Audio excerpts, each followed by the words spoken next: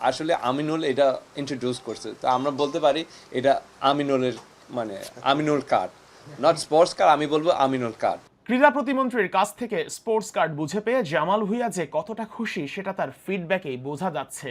এক যুগেরও বেশি সময় ধরে জামাল আছেন বাংলাদেশে। ক্রীড়া মন্ত্রণালয়ের অনেক মন্ত্রী প্রতিমন্ত্রীকে দেখেছেন, কিন্তু কারো কাছ থেকে এতটা সম্মান পাননি ক্যাপ্টেন জামাল। তাই তো আবেগ একটু বেশিই কাজ করছে ওর মাঝে। ফার্স্ট টাইম বাংলাদেশি হিস্টোরি আমরা একটা ক্রীড়ামন্ত্রী পাইছি যে সবাই জন্য চিন্তা করতেছে। তো এটা আমি বলবে মানে এটা একটা খুব ভালো পজিটিভ নিউজ দ্যাট আমরা একটা স্পোর্টস মিনিস্টার যে সবার জন্য চিন্তা করতেছে, মানে স্পেশালি ন্যাশনাল টিম প্লেয়ারের জন্য। ক্রীড়া কার্ড অবশ্য আগের দিনই দেয়া হয়ে গেছে। ব্যক্তিগত ব্যস্ততায় সেখানে উপস্থিত ছিলেন না জামাল, তাই পরদিন সকাল সকাল জাতীয় ফুটবল দলের রানিং ক্যাপ্টেন হাজির এক্স ক্যাপ্টেনের বাসায়। দুই প্রজন্মের সেরা দুই অধিনায়ক পাশাপাশি বসে দেশের ফুটবলের চড়াই উতরাইয়ের গল্পেও মাতেন।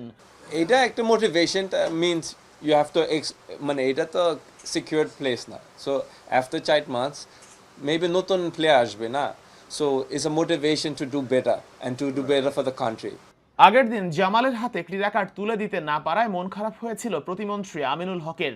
দেশের ফুটবলে প্রবাসীদের টেনে আনার পায়োনিয়ার হিসেবে প্রতিমন্ত্রীর কাছে জামালের গুরুত্ব আলাদা। আমাদের বর্তমান ন্যাশনাল টিমের ক্যাপ্টেন আমাদের জামাল ভুঁইয়া এবং দীর্ঘদিন ধরে বাংলাদেশ ফুটবল টিমকে আসলে যে নতুন একটি ধারায় যে নিয়ে আসা, বিশেষ করে আমাদের যারা বাংলাদেশি বংশোদ্ভূত খেলোয়াড় বিভিন্ন দেশে যারা বসবাস করে, এটার ইন্ট্রোডিউসটা কিন্তু জামাল ভুঁইয়া করেছে। সো দ্যাট জামাল ভুঁইয়াকে দেখে কিন্তু আজকে বাংলাদেশের বিভিন্ন মানে পৃথিবীর বিভিন্ন প্রান্ত থেকে যারা বাংলাদেশি বংশোদ্ভূত রয়েছে তারা কিন্তু এখন আগ্রহ প্রকাশ করছে। সো আমার মনে হয় যে এটার জন্য আমি ডেফিনেটলি জামাল ভুঁইয়াকে আমি ধন্যবাদ দিতে চাই। দুই ধাপে ক্রীড়া কার্ড দেওয়া হয়েছে মোট ৩০০ জন ক্রীড়াবিদকে। প্রতিমন্ত্রীর টার্গেট ৫০০ জনের হাতে এই কার্ড তুলে দেয়া হবে।